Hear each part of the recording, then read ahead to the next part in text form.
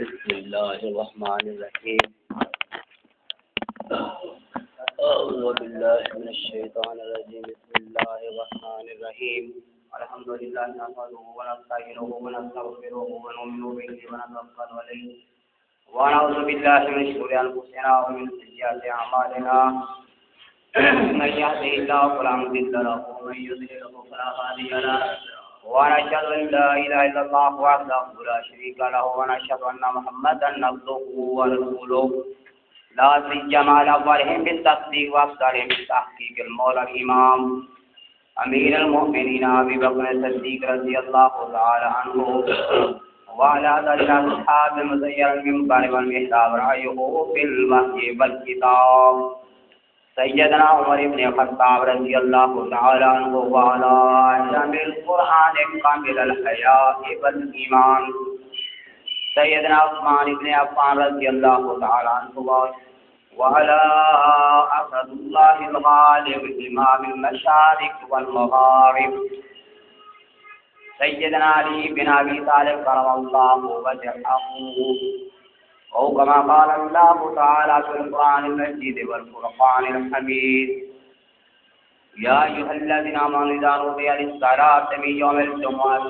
فاسعوا إلى ذكر الله وذروا البيع ذلكم خير لكم إن كنتم تعلمون وإذا قضيت الصلاة فانتشروا في الأرض وابتغوا من فضل الله واذكروا الله كثيرا لعلكم تفلحون وإذا رأوا تجارة أو لهوا انبسطوا إليها وتركوك قائما قل ما عند الله خير من اللهو ومن التجارة والله خير الرازقين يا أيها النبي قل لأزواجك إن كنتن تردن الحياة الدنيا زينتها فتعالين وامتحن وسرحن سراحا جميلا آمنت بالله صدق الله العلي العظيم ونحن على ذلك من الشاهدين والشاكرين والحمد لله رب العالمين. حمد و ثنا کے بعد میرے بھائیو، جمعہ المبارک مقدس دن ہے جس میں اللہ جل شانہ انسان کی دعاؤں کو قبول فرماتا ہے، اور اس وقت میں بہترین عبادت یہ ہے کہ نماز جمعہ ادا کرتا ہے. قرآن پاک کے اندر نقل ہے کہ لوگوں ایمان والو،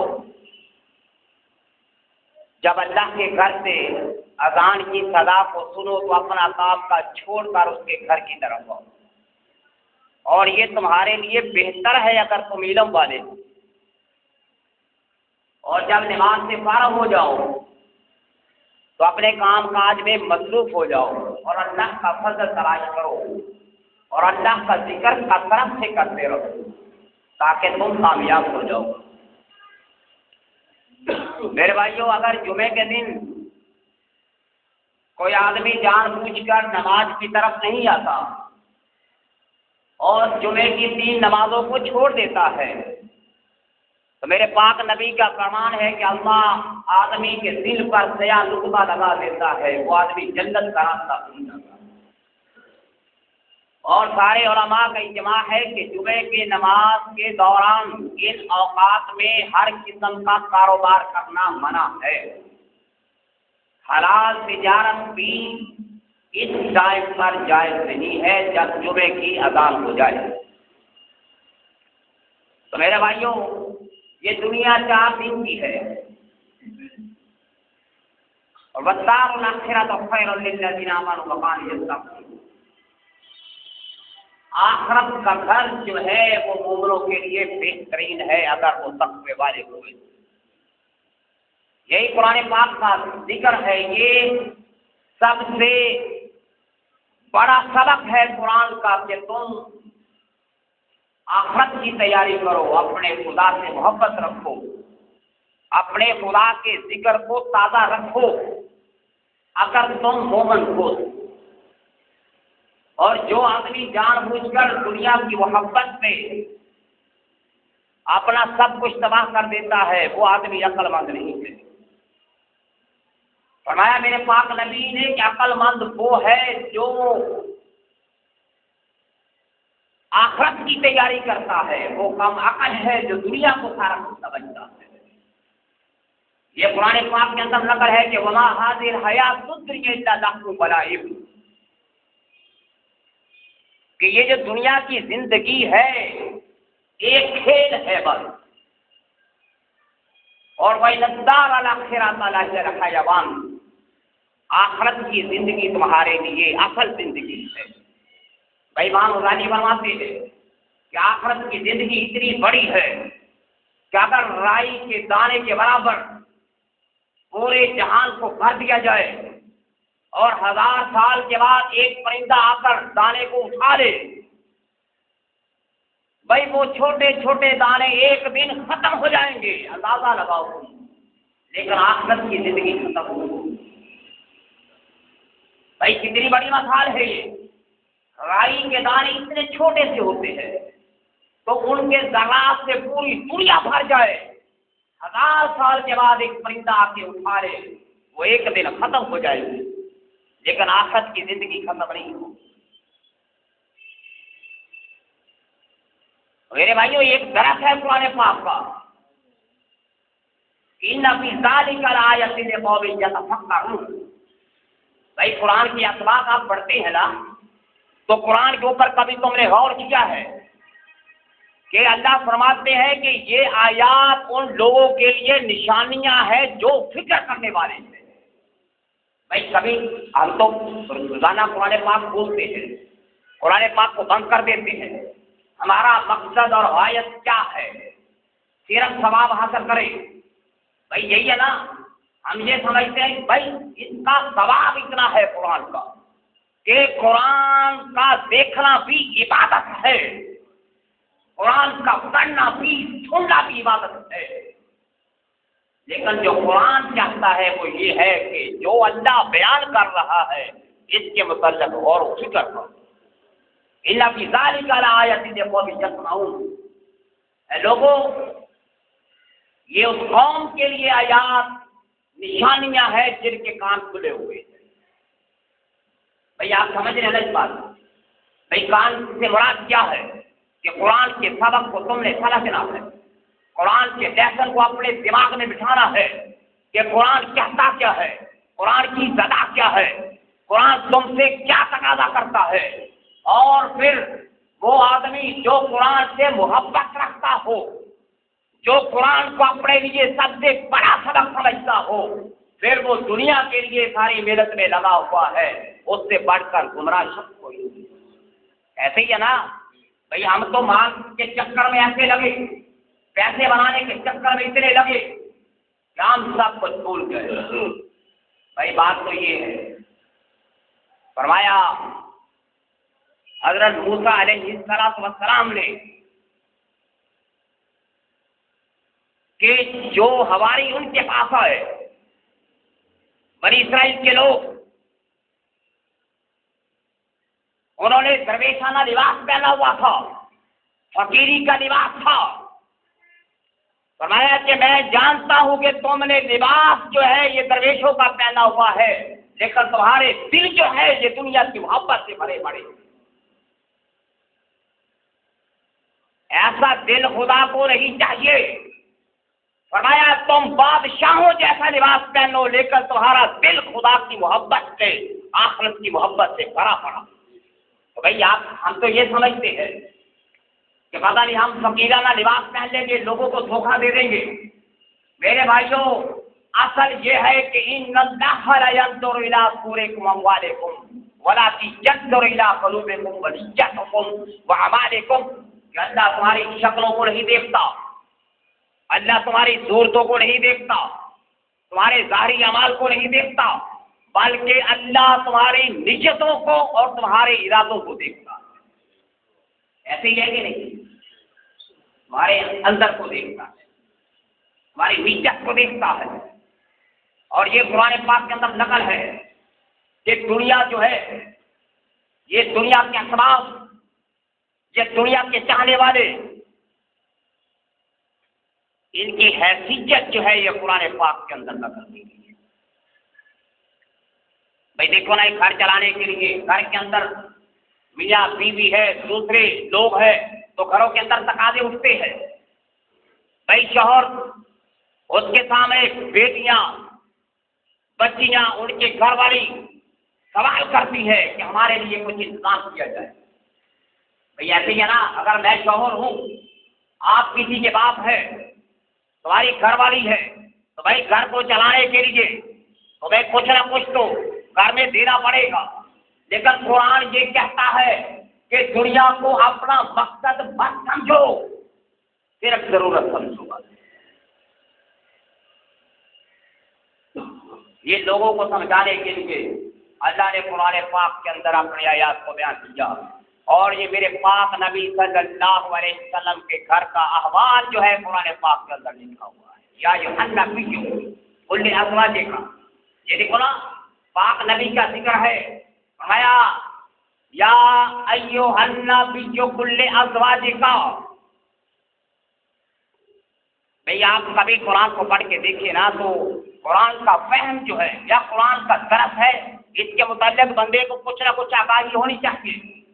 فرمایا کل ازواج کا، اپنی بیویوں سے کہہ دیجیے، ایسے ہی ہے نا، ان کنتن تردن الحیاۃ الدنیا، اگر تم چاہتی ہو دنیا کی زندگی یا دنیا کی آسائشیں چاہتی ہو تو کیا ہے؟ یہ لفظ آپ نے مدینہ کہا، بھئی ایک دنیا ہے، پھر دنیا کی زینت ہے، یہاں کی آسائشیں ہیں، یہاں کا آرام ہے۔ بھئی یہ مومن عورتوں کو سمجھانے کے لیے، حالانکہ قرآن پاک کے اندر ذکر ہے کہ نبی صلی اللہ علیہ وسلم، ان کے حوال اور کی سیرت اور یہ پوری تاریخ سیرت کو پڑھ کے دیکھ لیں کہ جس طرح سے فقیرانہ زندگی میرے پاک نبی نے گزاری ہے، اس طرح سے کسی نے نہیں گزاری۔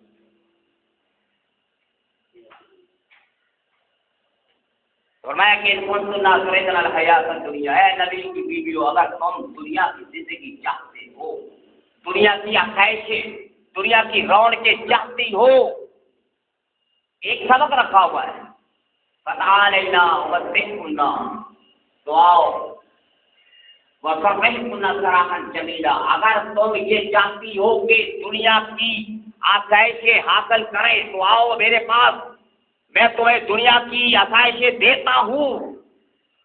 لیکن اگر تم دنیا کی آسائشیں چاہو گی تو پھر میں میری طرف سے تم فارغ ہو۔ وسرحكن سراحا جميلا، دیکھو کتنا بڑا سبق ہے۔ فرمایا سیدہ عائشہ صدیقہ کہ اللہ کا حکم آیا ہے، مشورہ کر لو، گھر والوں سے پوچھ لو، اپنے گھر والوں کو اکٹھا کیا، پوچھا اگر دنیا کی آسائشیں، دنیا کا مال ہی چاہتی ہو تو میں تم سب کو دے دیتا ہوں، لیکن وہ سرحکن سراحا جمیلا، میں بڑے آسان طریقے سے تمہیں کہتا ہوں، اگر میرا دامن یا مجھ سے تم دور ہونا چاہتی ہو تو میں بڑے طریقے سے تم کو دور کر دیتا ہوں۔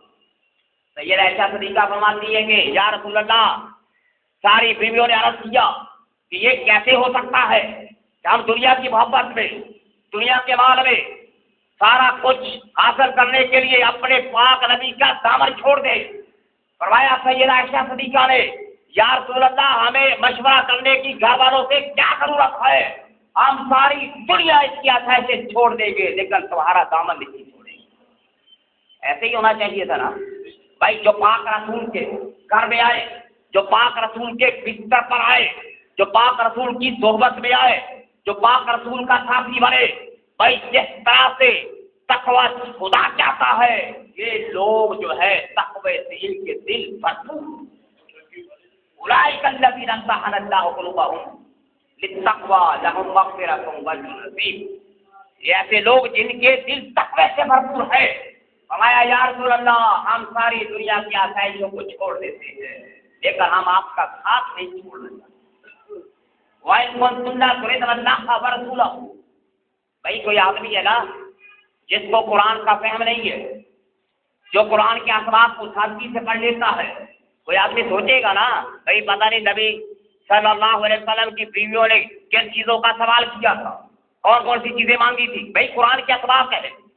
کوئی آدمی کہے گا بھائی اس کو تو بیان کرنے کی ضرورت نہیں، ایسا تو ہو نہیں سکتا، لیکن جو قرآن ٹیکسٹ ہے حقیقت کو بیان کرتا ہے، قرآن کا اسلوب ہے، قرآن کوئی چیز نہیں چھپاتا، جو معاملات ہے حالات ہے قرآن ان سب کو بیان کرتا ہے۔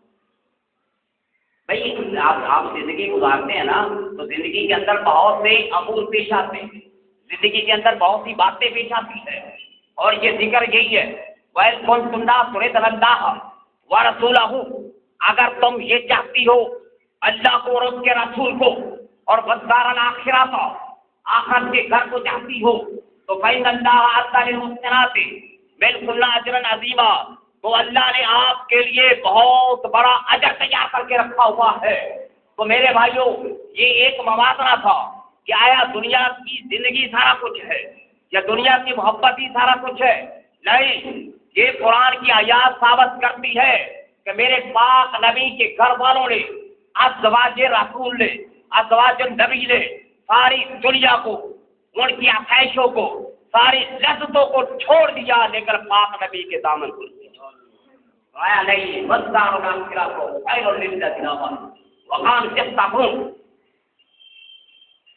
سب سے بہترین گھر وہ ہے جو آخرت کا ہے ایمان والوں کے لیے، اور وہ لوگ جو متقی ہے، پرہیزگار ہے۔ بھائی بازار تو یہ اسباب یہ نبی کے گھر کی ہے، لیکن اللہ مومن عورتوں کو، مومنات کو ایک سبق دینا چاہتے ہیں کہ اے لوگوں، اگر تمہارے سامنے بھی ایسے امور پیش آ جائیں تو تم نے دنیا کی محبت کو چھوڑ دینا ہے، آخرت کو نہیں چھوڑنا۔ ایسے ہی ہے نا بات؟ بھائی قرآن پاک ہے، کوئی ایسی بات نہیں ہے کہ ہم کوئی ویسے حقائق بیان کر رہے ہیں یا ہم کوئی ایسا پہلو لے کر آئے ہیں جو ایک نیا ہے یا جدت والا ہے، نہیں، یہ وہ آیات ہے جو میرے پاک نبی کے گھر میں اتری، جو میرے پاک نبی کے قلب پر اتری۔ یہ جو معاملہ ہے میرے پاک نبی کے ساتھ پیش آیا، اور اللہ نے پوری انسانیت کے لیے، پورے مسلمانوں کے لیے قیامت تک قرآن بنا دیا کہ سارے لوگ ان کو اپنے گھروں میں کریں اور یہ سبق حاصل کرے کہ دنیا کچھ بھی نہیں ہے۔ میرے بھائیوں، یہ دنیا جو ہے میرے پاک نبی کو حکم دیا گیا کہ احد پہاڑ کی طرف اشارہ کرو، یہ احد پہاڑ میں سونے کے بنا دیتا ہوں، اپنی ایڑی کو زمین پر لگاؤ، ساری زمین میں سونے چاندی کی بنا دیتا ہوں۔ ایک چیز پر خدا قادر ہے، یہ اللہ کا حکم تھا اپنے نبی کو، اشارہ کرو ان پہاڑوں کی طرف، سب سونے کے بنا دیتا ہوں، لیکن میرے پاک نبی نے فرمایا کہ اللہ میں تو میرا شکر گزار بندہ بننا چاہتا ہوں۔ بھائی عبد بنو، عبد بنو، خدا کے بندے بنو، یہ سب سے بڑا درس ہے قرآن کا کہ اللہ کا شکر ہے۔ معراج کی رات میرے پاک نبی سے اللہ جل شانہ نے فرمایا کہ میں نے آپ کو فضیلت بخشی، پوری کائنات میں افضل کیا، بڑا بنایا تجھ کو۔ پوچھا کہ مجھے یہ بتلاؤ کہ میں آپ کو کس نام سے پکاروں؟ فرمایا میرے پاک نبی نے کہ اے اللہ تو مجھے اپنا عبد کہہ کر پکار، اپنا بندہ کہہ کر مجھے پکار۔ بھائی یہ خالق جس نے اپنے پاک نبی کو اتنا اونچا بنایا، اتنی عظمت والا بنایا، فرمایا کہ لو لاقا لما خلقت محمد، میں زمین و آسمان کو پیدا نہ کرتا اگر محمد صلی اللہ علیہ وسلم میں تجھے اگر پیدا نہ کرتا، لو لاقا لما اظہرت ربوبیت، میں اپنی ربوبیت کا اظہار نہ کرتا اے نبی اگر میں تجھے نہ بناتا۔ فرمایا کہ یہ امت محمدیہ ہے، عظمت والی، عزت والی ہے۔ یہ قرآن پاک میں پڑھ کے دیکھو، اِنَّا أَعْطَيْنَاكَ الْكَوْثَرَ، فصل لربک وانحر ان شانئک هو الابتر۔ بھائی یہ خیر کثیر، یہ حوض کوثر، بھائی یہ خیر کثیر کیا ہے؟ دنیا میں جو بھی معاملات ہے، آخرت میں جو بھی معاملات ہے، مقام محمود ہے، جس جگہ پر میرا پاک نبی بیٹھ کے شفاعت کرے گا، یہ سب حوض کوثر میں ہے۔ صرف یہی نہیں کہ حوض کوثر سے پانی پلانا مراد ہے، بلکہ کائنات میں جتنا بھی ذکر خیر ہے میرے پاک نبی کا، یہ سب خیر کثیر ہے۔ اور فرشتے، یہ سارے دھرتی والے اور خود خدا میرے پاک نبی پہ درود پڑتا ہے، یہ سب خیر کثیر ہے۔ اتنی عظمت والے فرمایا، اے میرے بندے، یہ تیری امت جو ہے اس کو میں جنت میں لے کر جاؤں گا، لیکن اگر تو چاہتا ہے تو میں جنت کو لا کر تیری امت کے قدموں میں آباد کر دیتا ہوں۔ بھائی یہ وہ کلام ہے جو میرے پاک خدا کا اس نبی کے لیے ہے، لیکن میرا پاک نبی یہ کہتا ہے کہ اے اللہ تو مجھے اپنا بندہ کہہ کے پکار کہ میں تیری بندگی میں فخر محسوس کرتا ہوں۔ بھائی یہی تو خالق میں مخلوق میں فرق ہے۔ بعض لوگ ہمارے اس طرح کے اسٹیٹمنٹ، اس طرح کے بیانات، یا بعض دفعہ اس طرح کی تفسیر کرتے ہیں یا اس طرح سے تشریح کرتے ہیں کہ جس کے اندر وہ سمجھتے نہیں خالق کون ہے، مخلوق کون ہے۔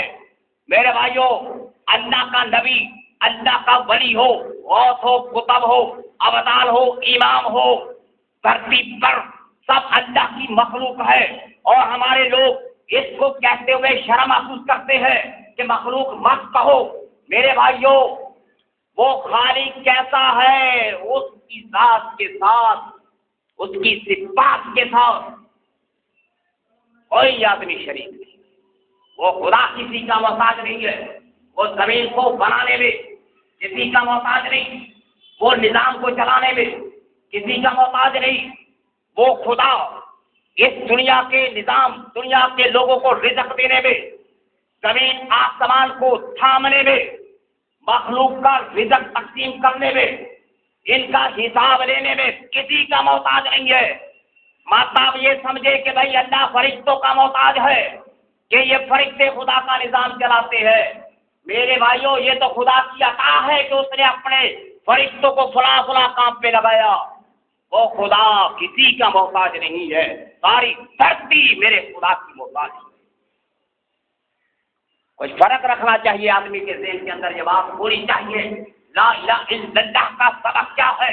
لا الہ الا اللہ محمد رسول اللہ کا سب سے بڑا درس یہ ہے کہ وہ خدا وحدہ لا شریک ہے، اس کی صفات میں کوئی شریک نہیں، اس کی ذات میں کوئی شریک نہیں، کوئی نبی، کوئی آدمی اس میں شریک نہیں۔ یا اگر عیسائی کہتے ہیں کہ فرشتے خدا کی بیٹیاں ہیں، کوئی خدا کی بیٹی نہیں ہے۔ عیسائی کہتے ہیں کہ عیسیٰ خدا کا بیٹا ہے، وہ خدا کا بیٹا ہے، وہ تو بنا کے بیٹھے ہوئے، عزیر خدا کا بیٹا ہے۔ بھائی عزیر خدا کا بیٹا کیسے ہو سکتا ہے؟ لو کان آلہۃ الا اللہ لفسدتا، اگر دو خدا ہوتے تو زمین آسمان پہ فساد برپا ہو جاتا۔ کوئی آدمی کہے کہ بھائی مشرق کا خدا اور ہے، مغرب کا اور ہے، شمال کا اور ہے، جنوب کا اور ہے، یہ برامن ہے، یہ فلاں ہے، یہ ہندوؤں نے مختلف قسم کے دیوتا بنا لیے۔ بھائی کتنے خدا ہے؟ 33 کروڑ خدا بنا دیجیے۔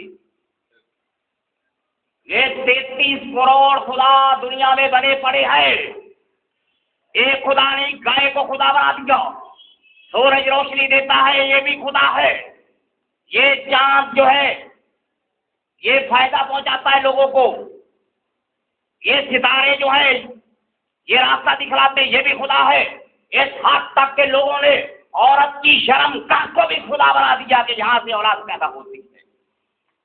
یہ تو انسانیت کا مادہ ہے، یہ انسان کا ذہن ہے، یہ اس کا ویژن کے فکر ہے کہ اس نے ایسی ایسی چیزوں کو خدا بنا دیا۔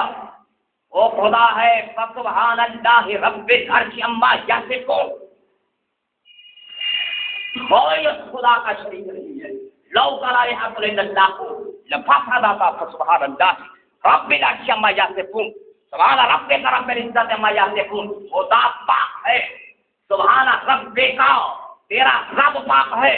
رب العزت وہی عزت والا ہے.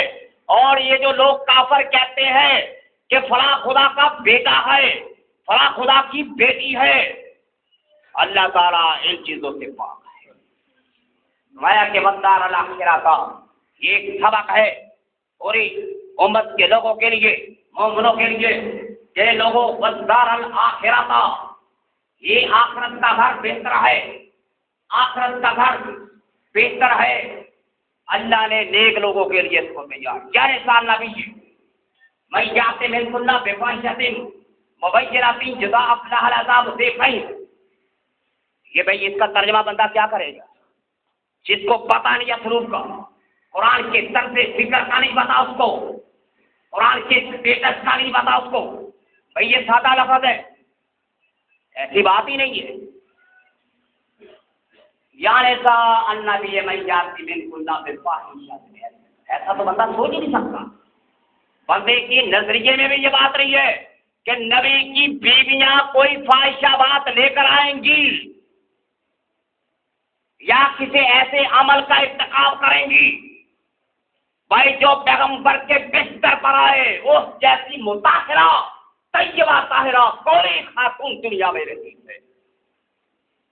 ٹھیک ہے نا بھائی, تیری عورت عزت والی ہے, کسی جاگیردار کے گھر والی عزت والی ہے, فلاں کی بیٹی عزت والی ہے.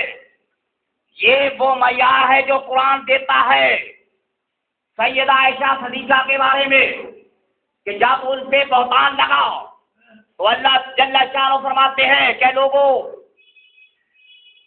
تحسبونہ ہینا وہو عند اللہ عظیم. آپ نے بڑی چھوٹی سی اس چیز کو سمجھا. آپ نے کہا کہ بات چھوٹی سی ہے, ہم نے بات کر دی, معاملہ ختم ہو گیا. اللہ فرماتے ہیں کہ اگر میرا فضل تم پہ نہ ہوتا, لولا فضل اللہ علیکم ورحمتہ, تو قوم لوط کی طرح تم پر پتھر برستے. تم نے نبی کی بیوی کے بارے میں بات کیسی کی تم نے؟ تو یہ ایسے ہی ہے نا. یہ قرآن فرماتے ہیں کہ نبی کی بیوی ایسی نہیں ہے. میں بھی اگر ایسی بات ہے تو خدا کہتا ہے ایسی بات ہو نہیں سکتی, لیکن ان بڑے لوگوں کے سامنے قرآن نے شرط رکھا کہ اپنے آپ کو بڑا سمجھنے والوں, اگر تم ایسا کرو گے تو اللہ عذاب بھی تم کو بڑھا دے گا. خانے کعبے میں چوری کرو گے بڑا عذاب, نماز پڑھو گے 1,00,000 نماز کا ثواب, چوری کرو گے تو 1,00,000 چوروں کے برابر تم کو سزا ملے گی. ایسے ہی ہے نا, جس جگہ پر عظمت زیادہ ہے وہاں پر برائی کا اجر یا برائی کی سزا بھی اتری ہے. ایسا نہیں ہے, لیکن قرآن یہی کہتا ہے یضاعف لها العذاب ضعفین. اے نبی کی بیویوں تم ایسی نہیں ہو. لیکن اصل میں پیرائے میں اللہ نے بات کی ہے کہ دنیا کو طلب کرنا, دنیا کے مال کو طلب کرنا, یہ ساری چیزیں جو ہے میرے پاک نبی کے گھر میں رہنے والی. بھائی تقاضا تو ہوتا ہے نا, کچھ نہ کچھ مانگنا پڑتا ہے. ابھی آپ کو بات کا بتنگڑ بنا دیں گے, پتہ نہیں کیا مانگا تھا, اور بھائی کچھ بھی نہیں مانگا, صرف درخت دیا تمہاری عورتوں کو کہ دنیا کے پیسے کی خاطر تم سب کچھ نہ مانگ لینا. جیسا امیر المومنین عمر ابن خطاب نے کہا, اب نبی پاک صلی اللہ علیہ وسلم یہ آیات اتری, گھر میں پریشان بیٹھے ہیں. امیر المومنین عمر ابن خطاب آئے, کہنے لگے ساری بیٹھی ازواج مطہرات, فرمایا دیکھو میں اب نبی کے پاس جاؤں گا, ایک ایسی بات کروں گا کہ نبی ہنس پڑیں گے. فرمایا بات کرو. امیر المومنین عمر ابن خطاب گئے اور جا کر یہ بات کی کہ آج میری گھر والی نے مجھ سے بڑا خرچہ مانگا, میرے پاس تھا نہیں, میں نے جا کر اس کی گردن کو دبا دیا. اتنی سی بات کی, نبی صلی اللہ علیہ وسلم ہنس پڑے. بھائی یہ چھوٹے چھوٹے معاملات ہیں, یہ چھوٹی چھوٹی چیزیں, ورنہ یہ صرف لیسن سبق دیا گیا ہے کہ بدتر الآخرۃ خیر, آخرت کی زندگی بہترین زندگی ہے. بات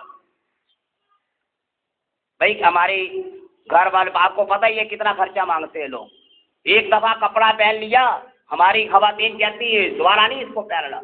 یہ صرف سبق دیا گیا ہے کہ لوگوں یہ دنیا کا مال ادھر ہی رہ جائے گا, دنیا کا پیسہ ادھر ہی رہ جائے گا, یہ دنیا کے مربع ادھر ہی رہ جائیں گے.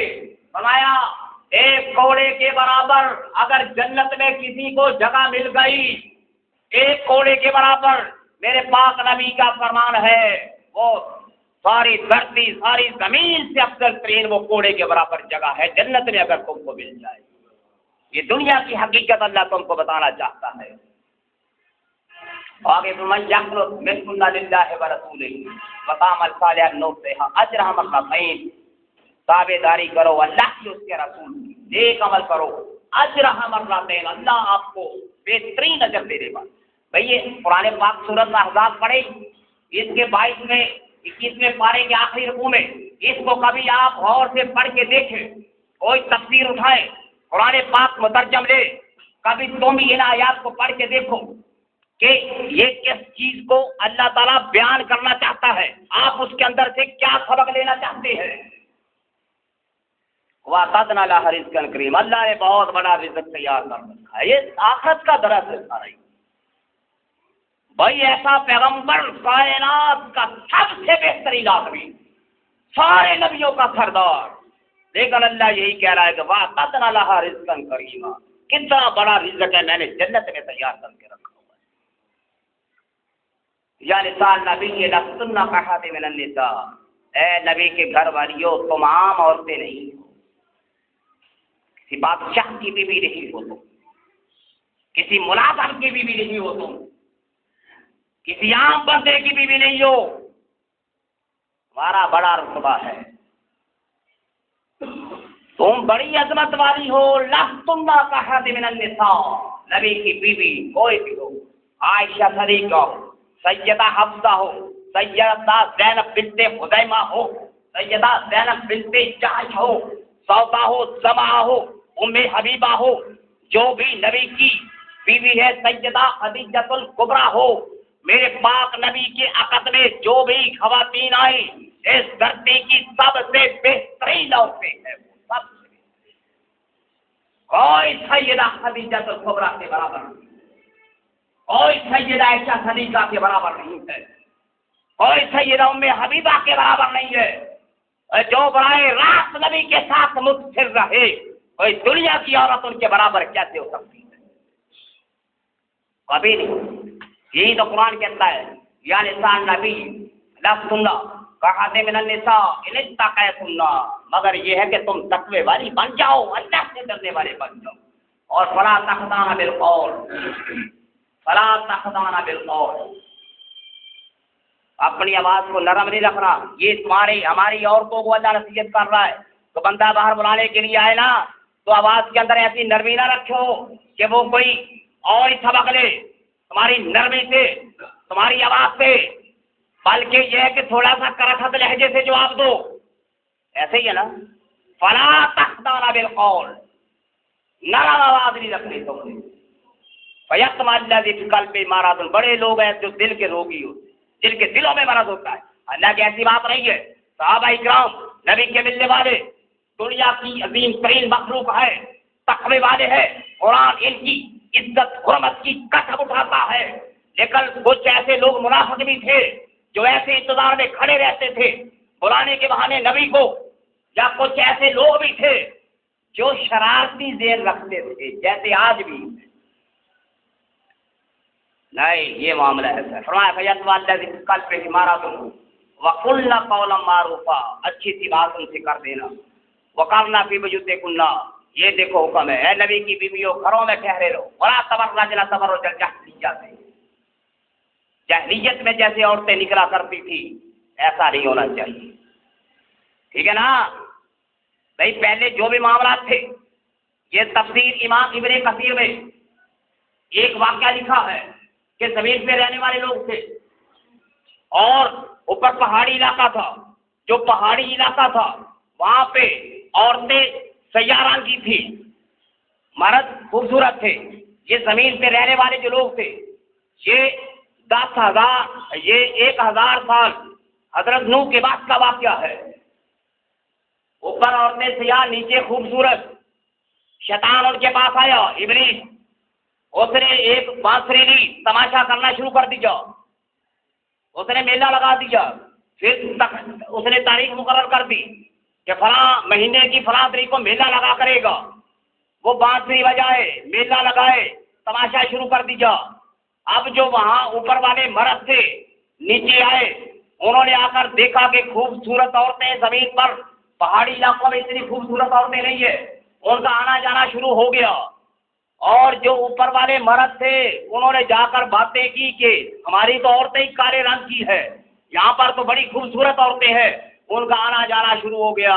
اس طرح سے بہت بڑی برائی نے جنم لیا، ہر طرف زناکاری پھیل گئی.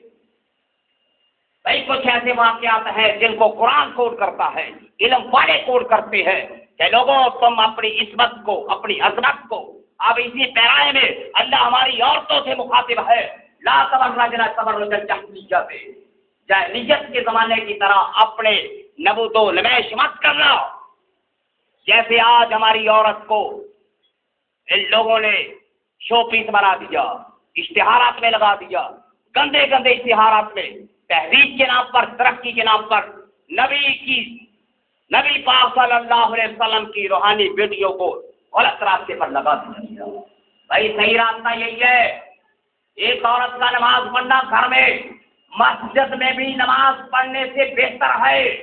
فرمایا میرے پاک نبی نے، برآمدے میں نماز پڑھنے سے عورت کی بہتر ہے کہ پچھلے کمرے میں جا کر پڑھے. ٹھیک ہے، کچھ ایسے معاملات ہیں کہ آج عورت کو ہم نے تھوڑی سی آزادی دی، چلو علم حاصل کر لیں. کوئی پیشنٹ ہے، مریض ہے تو ان کے لیے لیڈی ڈاکٹر کی ضرورت ہے، لیکن ہم نے اپنی تہذیب کو نہیں چھوڑنا. سارا علم حاصل کرو لیکن اسلامی تعلیم کے مطابق. ایسے ہی ہے نا کہ وہ جاہلیت کی باتیں ہم نے نہیں کرنی جس کا قرآن کر سکتا ہے. واقعی الصلاۃ، نماز پڑھے، واتین الزکات، زکات دے، وطین اللہ و رسولہ، اللہ اور اس کے رسول کی اطاعت کرے. اگلا مضمون انشاءاللہ تعالیٰ اگلے جمعے کو بیان کریں گے. وآخر دعوانا